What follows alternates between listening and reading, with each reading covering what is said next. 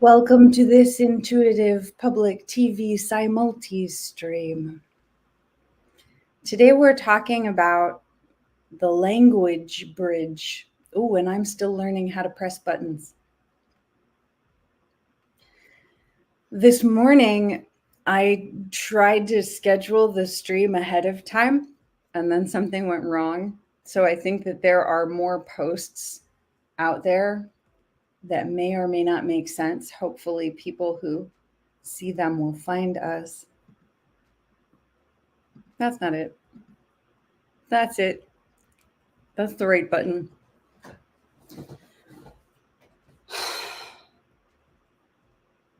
So we've been talking in previous broadcasts about somatics.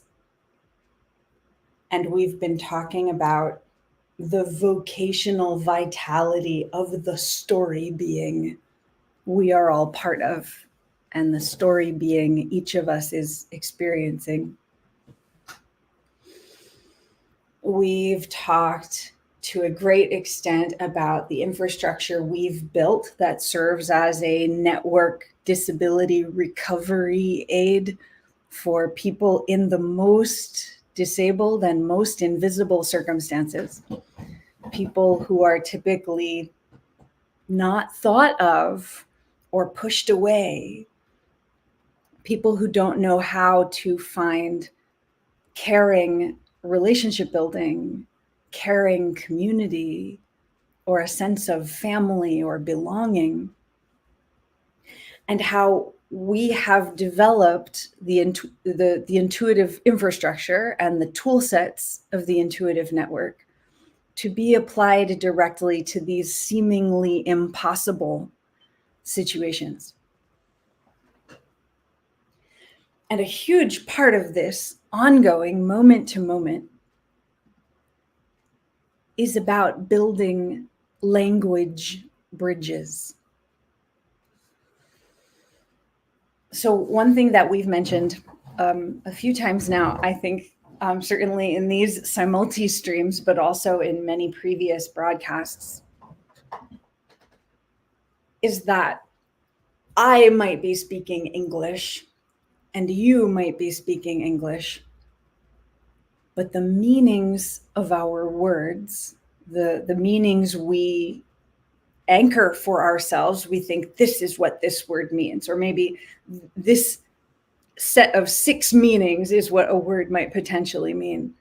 And yet we may encounter someone who has a very different meaning or set of meanings for that word or for a particular phrasing, so that we don't necessarily actually know what someone means when they say a particular thing, even if they say it in what seems like the language that we're speaking. And it's not just English, although English is full of trickiness. It's any language, Spanish, French, German, Arabic, many different, the Welsh language I have studied. There are many other languages that I've been very interested in. I've been very interested in Hebrew. I've been very interested in learning Polish. I have complex ancestry, and I seek to honor my ancestors by knowing more about the ways that language has evolved over time. But in any language, we have this happening. And I think particularly in languages that are heavily employed in colonial imperialist contexts where marketing has been brought in, where marketing is a major influence, what we have is, I think, a more constant redefining of many of the words we think we know the meaning of. And certainly in the United States, that is happening prolifically.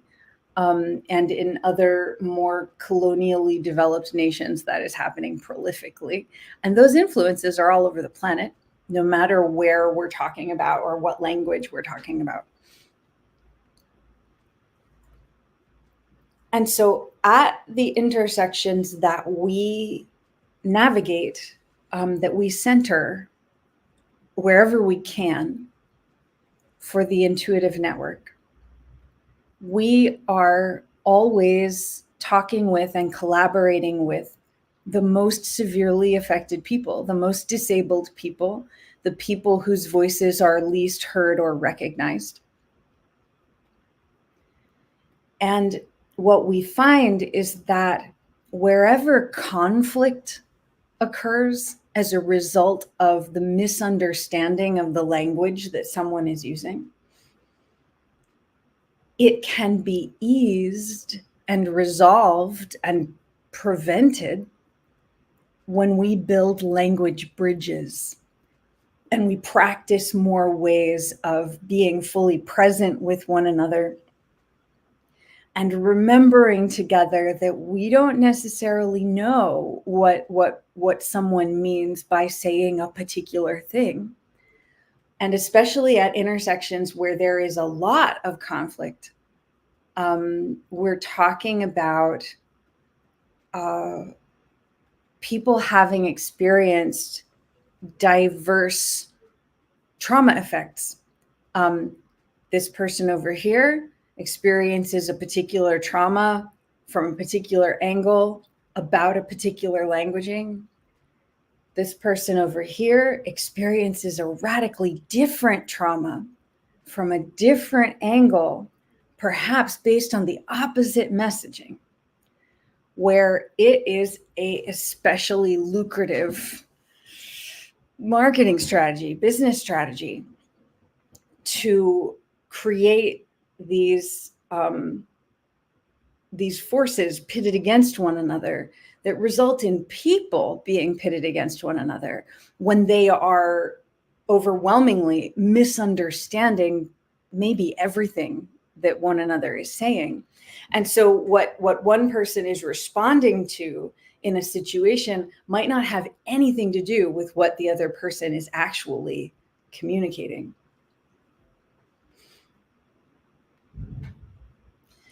What happens for the most severely affected people in these situations is that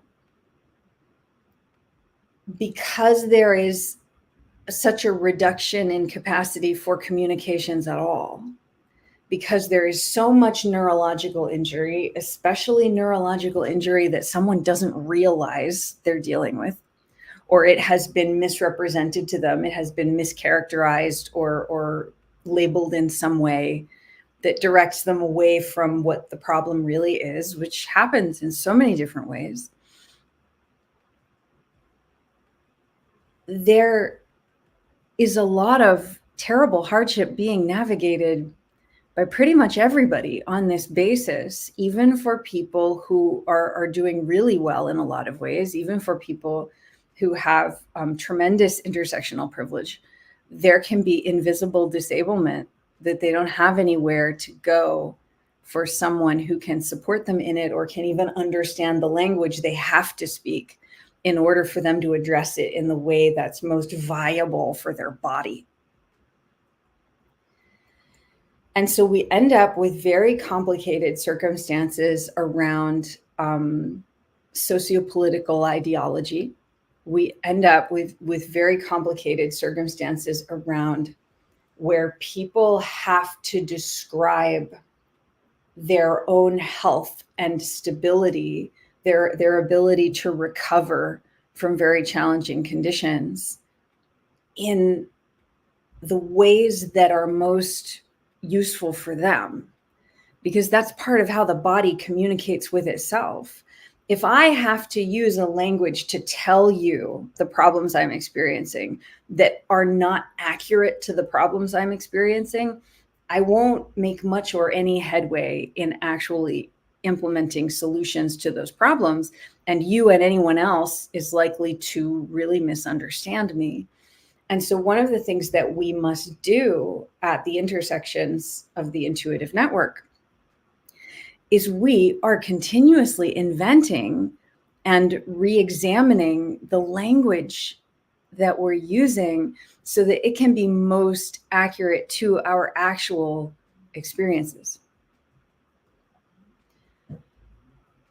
This can This can result in some confusion at times. It certainly results in we who communicate through the intuitive network, those who are bringing their voices together so that I can publish for us in the ways that I do at Max Memo, Intuitive Public Radio on Substack.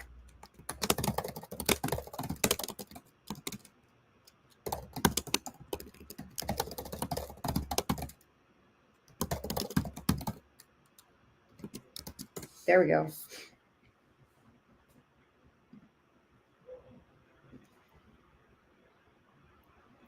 It can be overwhelming for people to try to understand what's going on with all this different information, what's going on with all of these different languages. Oh, I don't know about that www. I don't know if that actually works. That's okay. I'm not going to worry about it right now. Intuitivepublicradio.substack or www.intuitivepublicradio.network. The session that we recorded, that I and Ryan Erickson recorded, is still on the main page. And that's one of the things we're talking about. How can people recognize what we're doing when so many different languages of diverse expression are coming through? And yet, if we do not center the bridges between, the relationships between that broad diversity of different languages, there are many people who are never heard, who are never understood. And I'm going to put that here right now also.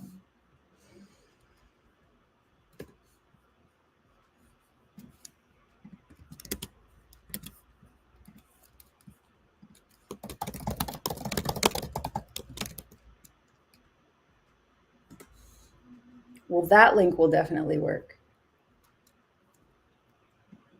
It doesn't let me select the other thing that I did. That's good. That's functional.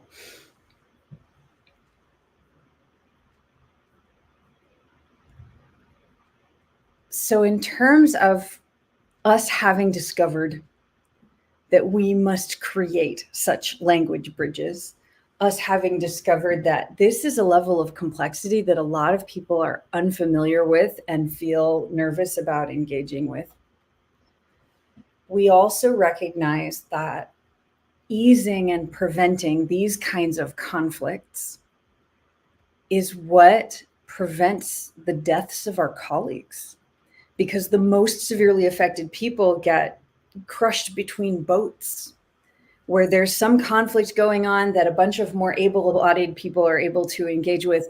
But the most disabled people in that context, the most intersectionally affected, multiply marginalized people in that context, they don't have the ability to be in that situation of conflict.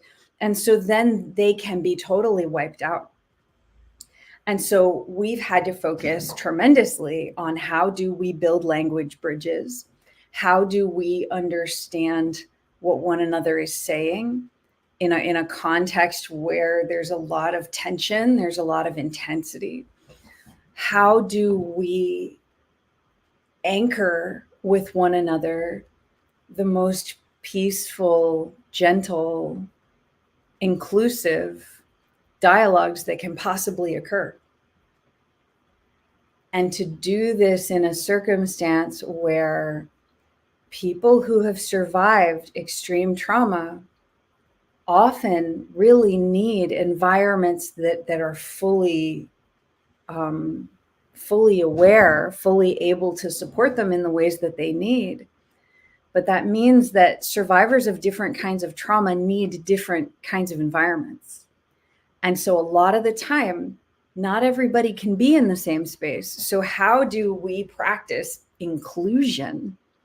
How do we uplift belonging when we actually do have to compartmentalize a lot of our efforts? Because when people come into contact with one another, they might not be able to accurately interpret what one another is saying. They might not have the skills yet to be really present in attunement and to say, I think you might be saying this with the words that you just used. Could you tell me if what I understood is accurate to your experience? And this is a long process. This is something that does take a lot of time, depending on where you're at when you start practicing it. And so in the intuitive network, we are continuously watching for opportunities, not only to know one another better, but also to make sure that inclusiveness really does mean inclusiveness, even if we have to be practicing that inclusiveness in a lot of different spaces, so that people with inherently conflicting traumatic experiences are not forced into contact with one another when they're going to misunderstand one another's languages, when that's going to result in conflict that is not navigable for them at that time. In any space where we're talking about inclusion or belonging, we have to be talking about inclusion and belonging in a real way, not in a partial way that excludes a lot of people because of the requirements for trauma recovery of a specific group of people. It's the same inclusion problem that many spaces are experiencing. And for the most severely affected people, it results in a situation where they can't even enter any social environment. They can't reach any resources because after a certain threshold, it's no longer even possible to code switch, because the code switching required is so complex. And it means that we have to have able enough bodies, healthy and stable and strong enough bodies, functional enough neurology to be able to discern and navigate what code are we switching to. And code switching at all is exhausting. And so what do we do with this really sticky challenge? Brendan Heidenreich would say wicked problem. I'm not sure if that comes from him or somewhere else, but he's the one who introduced me to it. So in the intuitive network, we talk to everyone. We talk to people who would never talk to one another. And we learn from every conversation. We build dialogues that can be as inclusive as possible. And often they are iterative and they are occurring in multiple different places at the same time, so that different spaces can be tending to the needs of people recovering from particular traumas. And many people don't realize when they start engaging with the intuitive network, they don't realize that there are people that they feel triggered by or upset by or threatened by. We also talk to those people. We talk to everyone. We look for opportunities for respectful, patient dialogue with everyone, because that is the only way to stabilize circumstances of ongoing conflict and resource scarcity for those who are most invisible and most severely affected.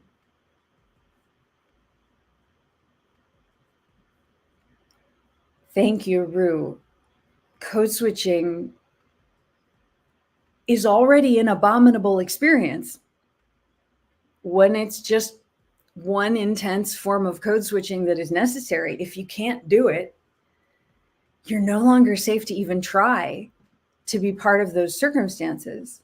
And yes, it exhausts the body. And if someone has these layers and layers and layers of necessary code switching, especially when we have so much neurological injury going on, so much unaddressed, unrecognized neurological injury going on everywhere we look, people can't code switch. people can't use the languaging that is necessary in that environment to signal, I'm here to be peaceful, I'm here to collaborate respectfully.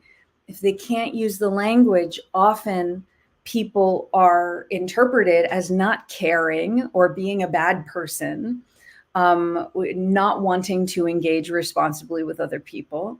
But if it's a situation of neurological injury, which this is really everywhere, reconsider every situation you're looking at to consider whether you might be in a situation yourself or interacting with someone else who might be experiencing neurological injuries that they don't even know about, that no one's ever taught them about, like me. That happened to me in some really major ways. And it took me years to re-anchor a form of languaging that would allow me to start explaining that to people in my environment. And until I did that, I was a lot less safe. I was a lot less stable in my function. I was a lot more subject to predation, to opportunistic perpetrators of one kind or another. And that is what happens to people who are increasingly intersectionally disabled, where there are a lot of different things they are having to deal with at the same time. And all of it can crash into one person caught at this intersection they don't know how to get out of. So we address that in really amazing ways with language bridging. Ryan Erickson just dropped by again. I put the link here. I don't know if he saw earlier, we were talking more about our conversation from April 14th. When we talk about music, when we talk about creative expression, when we talk about poetry, when we talk about channeling the core source self and discovering what emerges, we're talking about healing. We're also talking about language that is growing out of our inherent moment-to-moment experience. And doing that on our own by ourselves is one thing. And when we practice doing that together and building collaborative fluency through it, building relational integrity with one another where we feel the strength of our interconnections, that is the most powerful thing. And it builds language bridges that solve every problem under the sun, or in the nighttime, or in any other context. Any problem you're encountering might be solved with a language bridge. And it can change everything. So I'm going to take a short interlude break because I didn't do that at all yesterday. Anyone who would like to message me, possibly come on video with me today, I invite you to comment or to message me privately. Telegram is a great place to do that. I haven't identified a single place to tell people to reach out to me in order to do that. But we're learning things by going through this process. And thank you so much to those of you who are here learning with me. I'll be back in just a few minutes.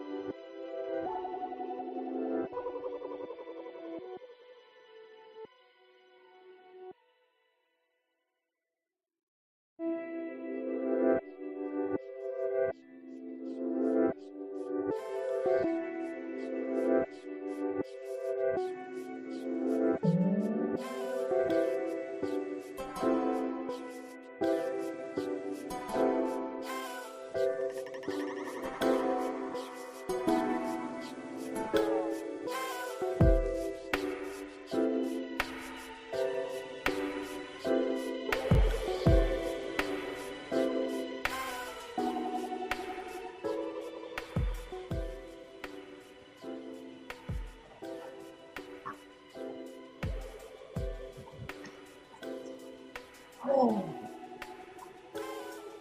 sunlight. I am so excited about sunlight. Wow. The air was not so good this morning, so I have been keeping the windows closed. And I checked the air quality index and it had cleared up somewhat. And I thought, I'm going to open the window. Wow, is that amazing?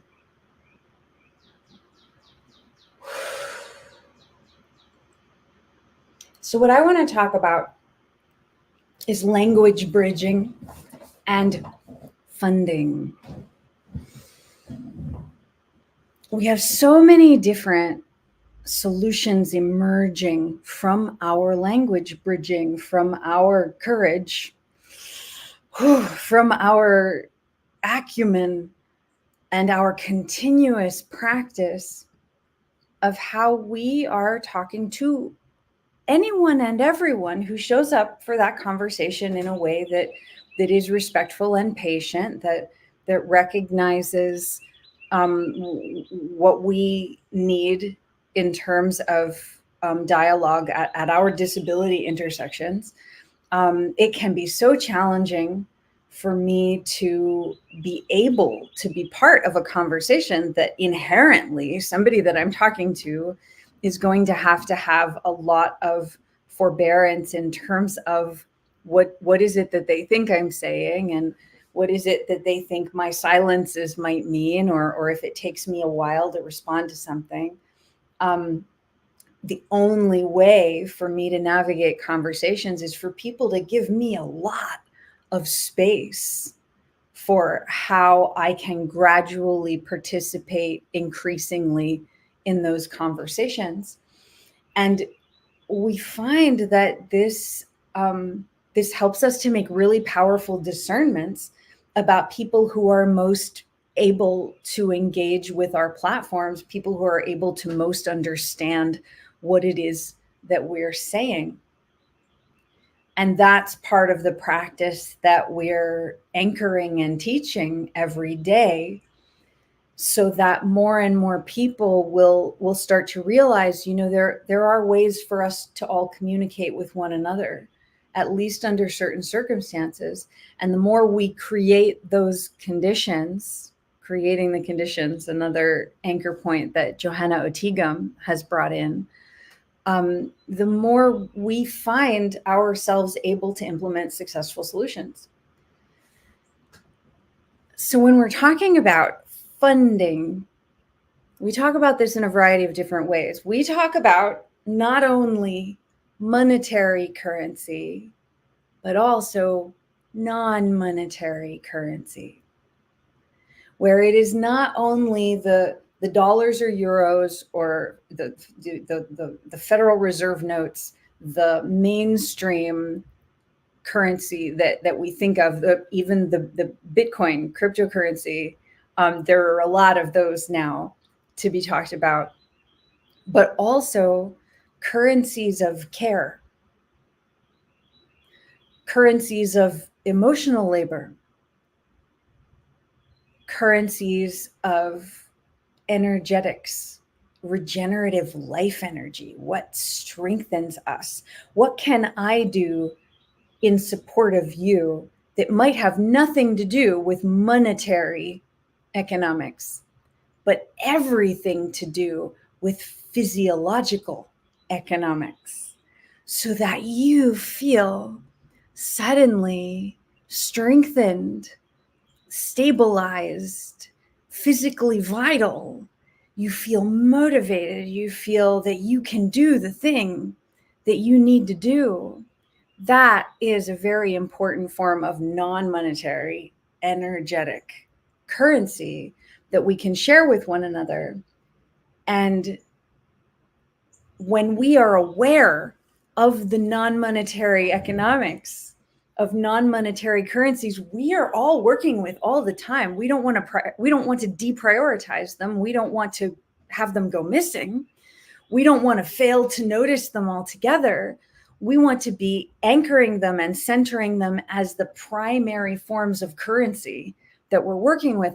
And then the monetary economics is part of that flow too. The Federal Reserve notes are part of that flow too. And of course, many people are in situations where it is only money, it is only Federal Reserve notes that can buy them safe food, that can help them get access to a particular resource that is needed, some form of safety and stability. And thank you, Ryan, for what you have been doing in discussions with us about how do we get this work properly funded? How do we move through the steps that are necessary to be connected to all the different forms of non-monetary currency that then allow us all together to co-facilitate necessary monetary currencies? I love the time banking that Ryan is mentioning here also. I was very interested in that when I was working in Austin, Texas. That was one of the things that we kept looking at again and again. We were redeveloping our approaches to it. We tried a particular thing, and it's like, why didn't it work? We're not sure why it didn't work. Okay, wait, let's try this other thing.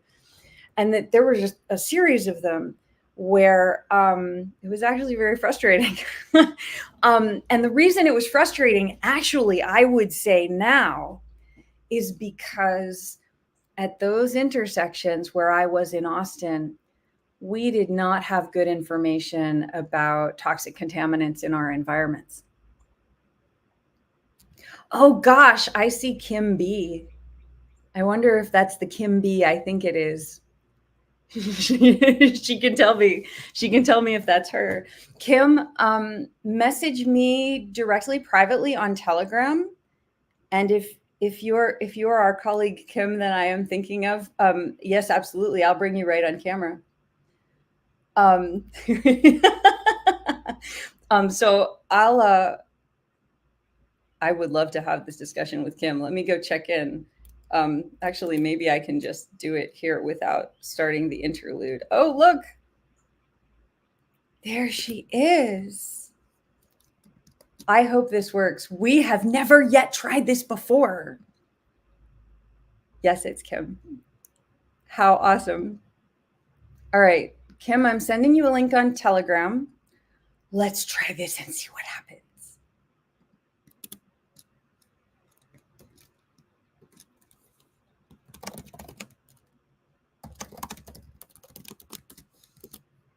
Should I start the hold music again?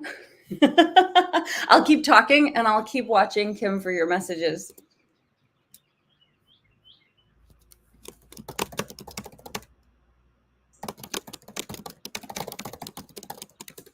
And let's see if she gets my message there.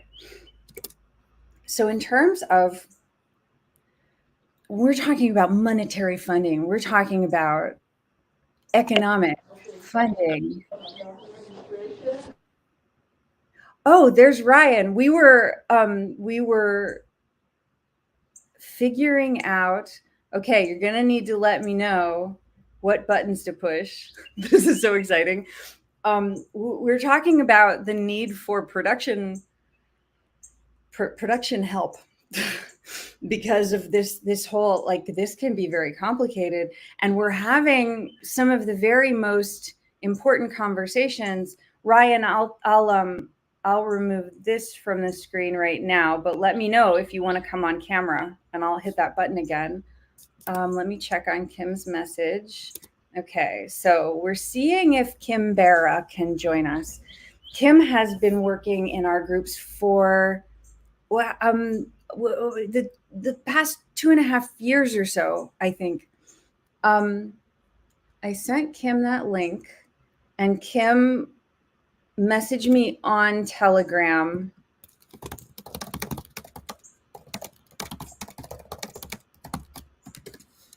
If you need help joining the video.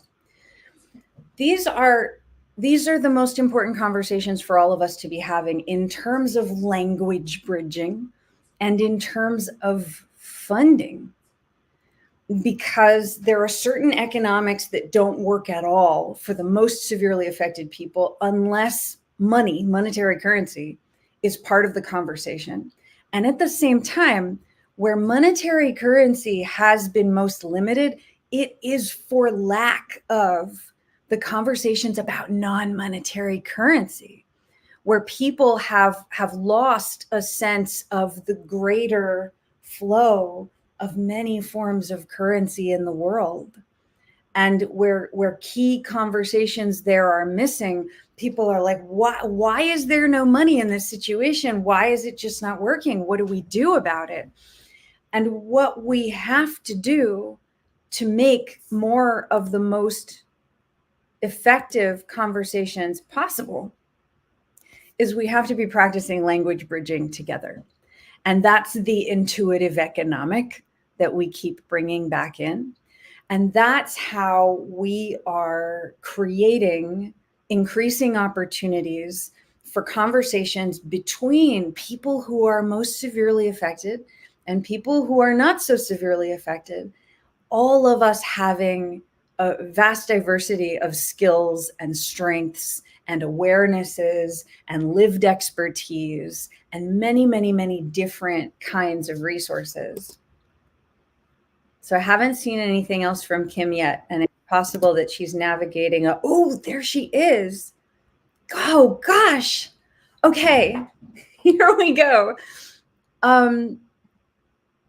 Well, there's Kim's comment from before. All right, let me see. I'm going to add you to the video, Kim.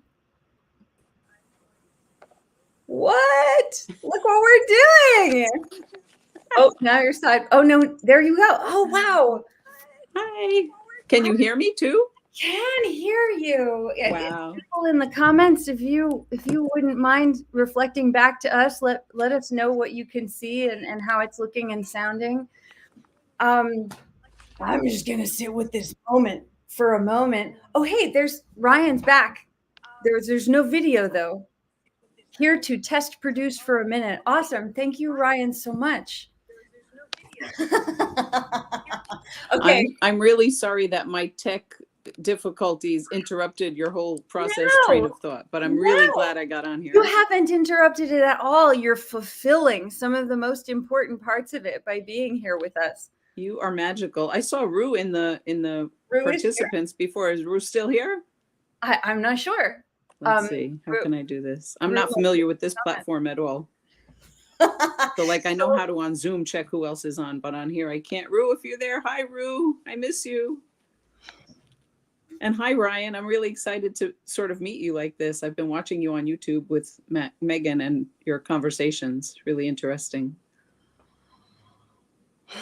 I'm having a somatic sensing experience. Say more. Cheryl Ann Rubner is still with us. Yay! It's really exciting when more of us can be here.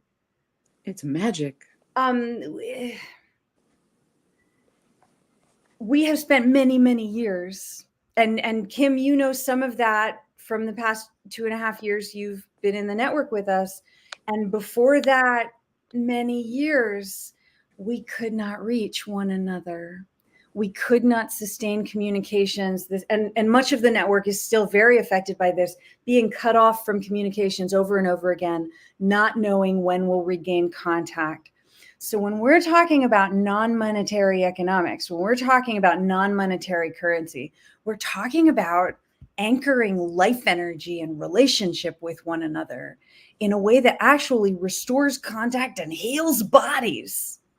It makes it possible for us to survive impossible things. And when we're talking about funding, which Kim, you and I have had a lot of different dialogues about, Johanna and I have had a lot of different dialogues about, there is often this sense that there's something really malnourished about the way finances are usually discussed. It's like there's something really missing from this. And then people try to bring in the human elements our work with Upmarket Magazine, which is upmarketmagazine.substack.com. I'm not going to try to type it in right now. My functions are scrambled. We're talking about how are we bringing in the human elements of any business that we're doing, of any project that we want to see succeed, any kind of endeavor, any kind of collaboration. There are monetary economics that we've got to talk about one way or another, even if they seem really hidden. And we've got to know what we're doing with the non-monetary economics. We've got to be in true contact with one another, in relationship, trust building, developing the capacity to collaborate fruitfully with one another, and with the levels of adversity and disability, and predation that are going on at intersections where the most severely affected people are hopefully still surviving. We never know who is still surviving until we hear from them again. And Kim, your reflections about all of that have been huge in our conversations, where you have shown up in those conversations, particularly in the private network and all of these many different small groups. Would you share about your experience of encountering that and learning more about it? Yes, I would if I can. I am feeling very emotional right now and very moved by everything you're saying.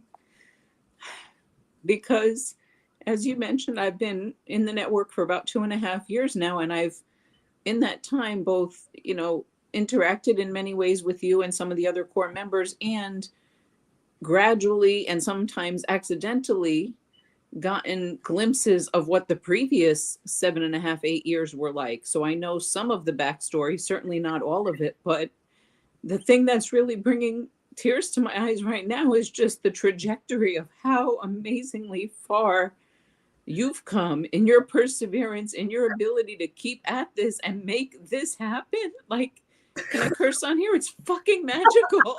Well, It's you like just did. amazing.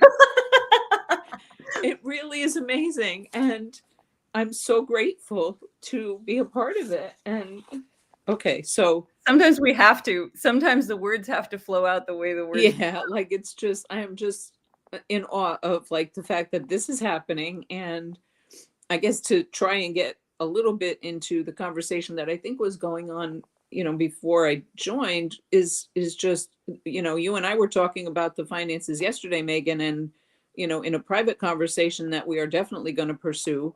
But I have been learning so much about, you very often talk, and necessarily so, about the most affected members of the community. But then I've also learned from you that we're all disabled. I am not a most affected member of the community. I am someone who has lived a life of considerable privilege and apparent normality, whatever the hell that means. I'm not neurodivergent. I'm not physically disabled. I'm not mentally disabled, other than, and this is a mental disability, I realize now, the indoctrination that I've had by way of my education and my privilege and kind of just interacting as a so-called normie in current modern society. It's like that in itself has been disabling, but I didn't know it. I'm learning that from you. And I just really feel so moved by all of this, because what I've always wanted to do and what I've always observed is like, oh my God, this world is really messed up and it needs to change. And I want to be a part of that change. Oh my goodness, Betsy's on here. Oh my God, hi, Betsy. Oh, the magic, the magic, the magic. I don't think I'm at all alone in wanting to change the world and make it better and be of support to people that need the support the most. And also, what I've learned in my 2.5 years here is that the way that many of us normies are taught to do that is completely messed up, is completely polarizing and separating and othering. And that's counterproductive to what it is that we're trying to do, whether it's financial, whether it is psychological. I was watching a bunch of stuff that I'll share with you later, Megan, about the whole mental health thing. I found some really interesting things on YouTube when I was going down that rabbit hole. But, the whole health and mental health system as it currently exists and how messed up that is. And we've talked a bunch about that. and now the finances, the business world, like everything, like the whole world has been so tainted, and most people don't even know it. And then the people that do know it, and the people like yourself that have been able to say, hey, wait a minute, what about this? We need to do this a different way, are mostly either silenced, killed, you know, just like, yeah, just censored in all sorts of ways. And so I'm really excited that this is happening and that I could get on here, and I'll stop talking now and give someone else a chance. I'm so glad. I'm so glad to have you here. I'm putting a link in the comments, and I'm going to bring it up on the screen momentarily. Oh, it's so we got the background work. This background. There's my picture, and there's Kim's picture, and then there's a link at the bottom. Man, this is so cool. So what you're saying is so crucial, Kim, and it's really hard on so many of us to any of us who encounter all of that. It's a serious situation. And for many years, as in this post that I'll show it again, as in this post that is called Frequency, that is still, it's a little further down on the main page right now of the Substack.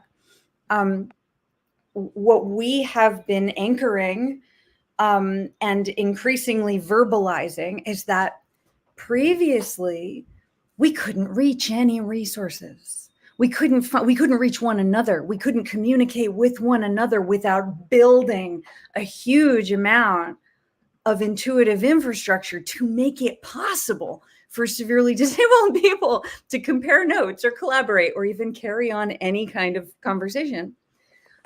And we couldn't find people in any other space that knew what we were talking about. We've had to educate about that from situations of very severe brain damage. My neurological injuries were radically severe before. And thank goodness I have been able to find more of the resourcing that has been necessary for me. But the amazing thing is, and about this, this post right here, that I'm trying to complete what I'm saying about, we've had to increasingly verbalize now, we have found such amazing resources now because of the infrastructure we've built, the network disability recovery aid infrastructure, because of the tool sets we're practicing, many kinds of tool sets, software tool sets, interpersonal tool sets, ways of dialoguing with one another. Because we do that, we have connected with so many resources and so many people who do understand this conversation. And our job now is to amplify these signals and build the language bridges and the resource bridges that connect people to these solutions, because they are there. When any of us is going through that terrible pain, it's a crisis. It's a spiritual awakening. It's huge, and it can be so hard on the body. And many people have that experience while dying before they find some way to regain some footing, a little bit, and then a little bit, and then a little bit. But many places, nobody knows about these resources because we have not had public media connectivity. We have not had larger structures that prioritize learning and understanding the languages survivors of these intersections are speaking. And as a result, there are lots of little projects where people are doing really powerful things to address parts of this, but almost nobody knows about them. So why did we build the Intuitive Public Radio Network? Exactly this.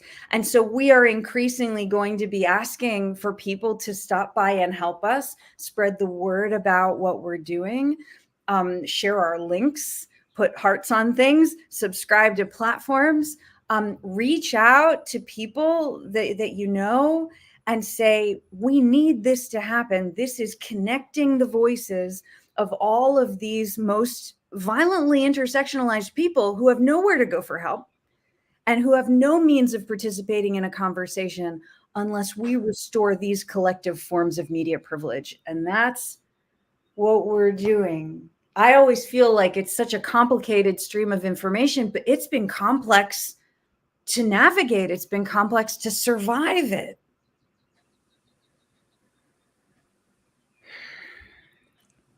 And yet you've done it.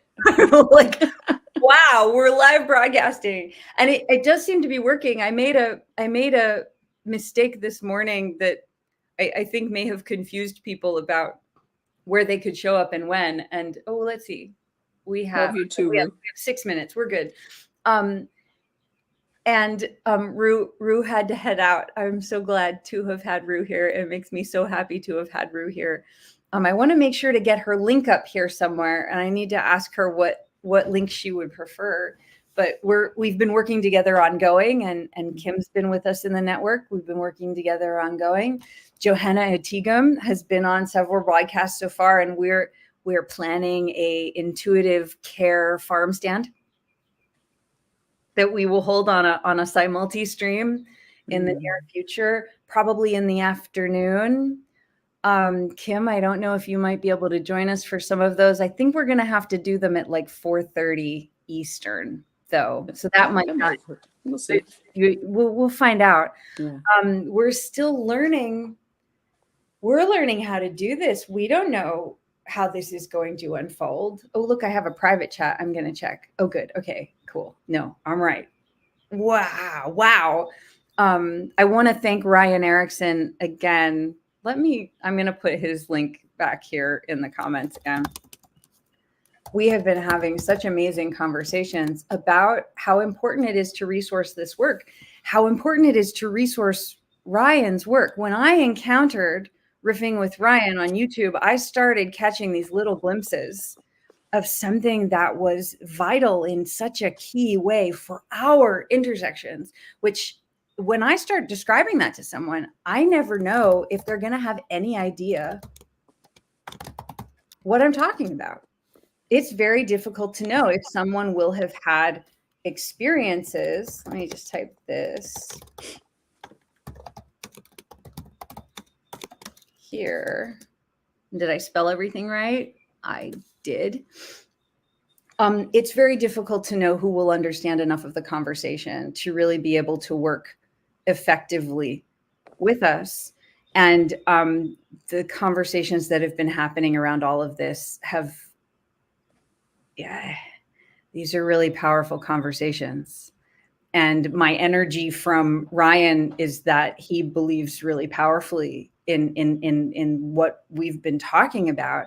And we in the Intuitive Network, we need his work supported abundantly so that we can build these bridges to people who will experience recovery outcomes that are basically unheard of. People think that it's not possible to recover in those ways, but exactly the conversations that Ryan and I have been anchoring and looking forward to more in the future, that's a huge part of what we need flowing abundantly into the network. And in order to do that, we do have to talk about monetary funding. We do have to talk about how are we fundraising? How are we creating income generating platforms that help us solve these problems? Because they're so solvable and we have solutions right here with us. Do I have time to make one comment on that? Yeah. And if we go a couple minutes over, it doesn't bother me. Okay, cool. So I just want to agree with everything you just said and say that one of the things that excites me so much, as I told you privately yesterday, but I want to repeat it here, is that, oops, alarm, sorry. Part of my previous, I guess, confusion or lack of belief that something like this was doable was around the fact that I was just viscerally very hesitant to get involved with anything with money or business because in the dominant world, it seems so evil and corrupt. And it is, I believe. But what I've been observing and learning here is that there are ways to hear, and in the networks that you've connected with, Megan, that there are ways to do it that are not evil and corrupt, that are actually a win-win for everyone involved. And that's what I'm excited. I mean, I'm excited about a lot of things, but that's what I'm excited about. This can be done without letting the usual financial trickery and fuckery corrupt us. Like, and that's so amazing. And also, I know very little about it. Similar with tech, those are just not areas of my expertise. But like, if I can learn them in ways that are going to allow us to continue and progress with this work, then I'm in. I'm all in.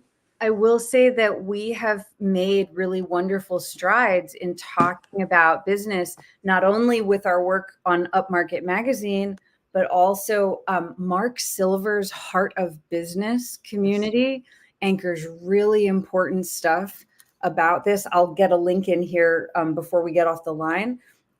Purple dot space is a particular, there are other purple spaces that we've discovered. But purple dot space is the community where I met Ryan Erickson. And there are a lot of other people in there that are leaning into what are the most life honoring business modalities? What are the most life honoring ways of flowing resources and growing income and stabilizing economic vitality everywhere we can do it. We don't have to cut off the bottom of the capitalist balance sheet anymore. We don't have to ignore all of these suffering people. We can take full stock of the entire balance sheet in a fully responsibly and honorable way. That's amazing. What was the link that I wanted to put here? Oh, Mark Silver. Yeah. Heart of Business. I wasn't sure if I could specifically mention, but that's the one I was thinking of. All right. Here is, whoops. Here is Mark Silver at Heart of Business. Did I do it? My eyeballs are sort of partly working. There we go. That one. And then yes. purple dot space is a lovely community.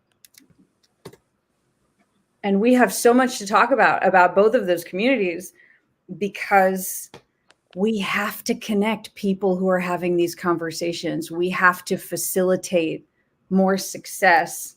Oh, that didn't work. Why didn't it work? Oh, what? I'll show this one. That's fine. We have to make it possible for more people to recognize how powerfully each and all of us can show up to address this, because we're doing it, and you've been watching it happen. You've seen some pretty gnarly experiences that I've been through just in the past 2.5 years. And many people following our streams have known something about what was going on for me personally since 2016 or earlier. So we're going to keep telling these stories. Kim, thank you for doing this. This is so amazing. Any last thoughts before we close down the stream? I mean, I'm so glad I did get on here finally today, because I mentioned to you yesterday, I had a rough weekend. I took today off, and usually I would be at my job at this time. So I'm not normally able to do this on weekdays, but maybe sometimes on Saturdays. This is a 7-day-a-week thing so far. So hopefully sometime on Saturdays I'll be able to do this. And in the meantime, I will definitely be paying more attention to the recordings, the after party, if you will, whatever else happens next and of course asynchronous time. Yes, and of course everyone is always invited. Okay, where's the banner? I have a banner. It's here somewhere. There's an eyeballs situation. There's a neurology, an eyeballs neurology. There we go. Join us on Telegram Messenger. Anyone who sees this, t.me/communityipr will introduce you to many other intuitive spaces. That is primarily where we're coordinating media and support for one another and collaborative projects and all kinds of things. So that's the after party that is basically 24/7 ongoing every moment of every day. And Substack also. I've really, there's a lot of different platforms, and that is what sometimes confounds me, because I'm not good with all the different platforms. Like I realized today I'm going to need a tutorial on how to make StreamYard work for me, because I can only see what's showing on the screen. But Substack has been pretty accessible for me as well. So Telegram, definitely primary source, and then Substack for some other links and goodnesses. We'll keep working it out. We'll keep learning together and reporting Yes. our results. Yes. Thank you. Have a wonderful, wonderful day. Love to you. Much love to you. Thank you so much. I am almost nonverbal with how awesome this has been, and I'll go have a moment of rest before actually I'm late for the next thing that I was going to attend. So we'll see if that works out.